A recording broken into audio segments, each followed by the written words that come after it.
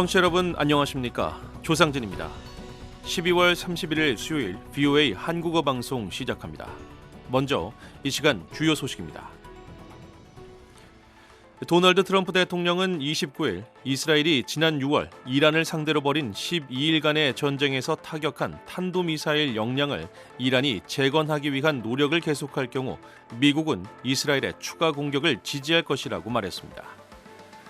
우크라이나가 블라디미르 푸틴 러시아 대통령의 관저 중 한 곳을 겨냥해 드론 공격을 했다는 의혹과 관련해 도널드 트럼프 대통령은 29일 양국 간 평화 합의를 이루기 위한 노력이 매우 민감한 시기에 놓여 있다고 말했습니다.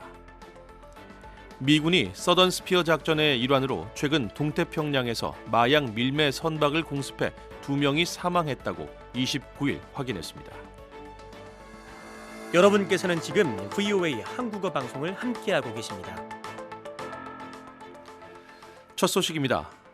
도널드 트럼프 대통령이 이란의 핵과 미사일 시설 재건 시도에 대해 이스라엘의 추가 공격을 전폭 지원하겠다며 강력한 경고 메시지를 보냈습니다. 또한 가자지구 평화계획 2단계에 따른 하마스의 무장 해제를 촉구하며 약속 위반 시 끔찍한 운명을 맞게 될 것이라고 압박했습니다.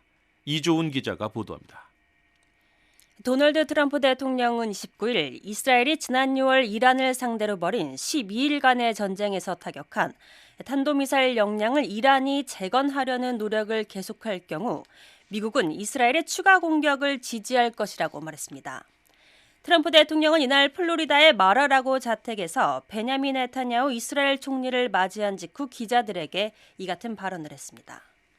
트럼프 대통령은 이란이 탄도미사일 개발을 계속하고 6월 전쟁 당시 이스라엘과 미국이 표적으로 삼았던 핵무기 프로그램을 재건하려 할 경우 이스라엘의 이란 공격을 지지하겠느냐는 기자의 질문에 대해 그들이 미사일을 계속한다면 그렇다라고 답했습니다. 트럼프 대통령은 질문의 핵 부분에 대해선 이스라엘의 공격에 대한 미국의 지지가 신속하게 이루어질 것이라고 말했습니다. 트럼프 대통령은 지난 6월 미드나이트 해머 작전으로 초토화된 이란의 우라늄 농축 시설과 관련해 이란이 재건을 시도한다면 즉각 추가 공격을 명령할 것이라는 강력한 경고를 반복해왔습니다. VOA 뉴스 이존입니다. 도널드 트럼프 대통령은 29일 우크라이나와 러시아 간 평화 합의를 이루기 위한 노력이 매우 민감한 시기에 놓여 있다며 블라디미르 푸틴 러시아 대통령의 관저 중 한 곳을 겨냥한 것으로 알려진 우크라이나의 공격 의혹을 듣고 격노했다고 밝혔습니다. 트럼프 대통령은 이날 플로리다 마러로고 리조트에서 기자들과 만난 자리에서 앞서 푸틴 대통령과의 전화통화에서 해당 공격 의혹을 들은 뒤 매우 화가 났다고 말했습니다. 우크라이나는 해당 공격을 수행한 사실이 없다며 강하게 부인하고 있습니다. 트럼프 대통령은 관련 질문에 실제 공격이 발생하지 않았을 수도 있고 그럴 가능성도 있다고 본다면서도 하지만 푸틴 대통령은 오늘 아침 나에게 그런 공격이 있었다고 말했다고 답했습니다. 러시아는 우크라이나가 푸틴 대통령의 관저 중 한 곳을 겨냥해 무인기 드론 공격을 감행했으며 러시아 방공망이 모든 무인기를 격추했다고 주장했습니다. 세르게이 라브로프 러시아 외무장관은 29일 사회연결망 서비스 텔레그램에 올린 글에서 러시아는 이 공격을 묵과하지 않겠다고 밝혔습니다. 미군이 서던 스피어 작전의 일환으로 최근 동태평양에서 마약 밀매 선박을 공습해 2명이 사망했다고 29일 확인했습니다.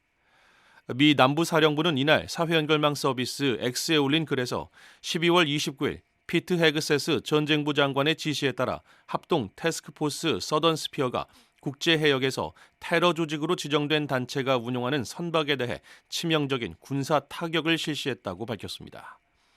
남부사령부는 정보 분석 결과 해당 선박이 동태평양에서 알려진 마약 밀매 항로를 따라 이동 중이었으며 마약 밀매 활동에 관여하고 있었다고 설명했습니다. 12월 31일 수요일 VOA 한국어 방송을 모두 마칩니다.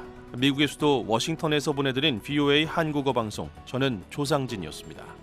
함께해 주신 여러분 고맙습니다.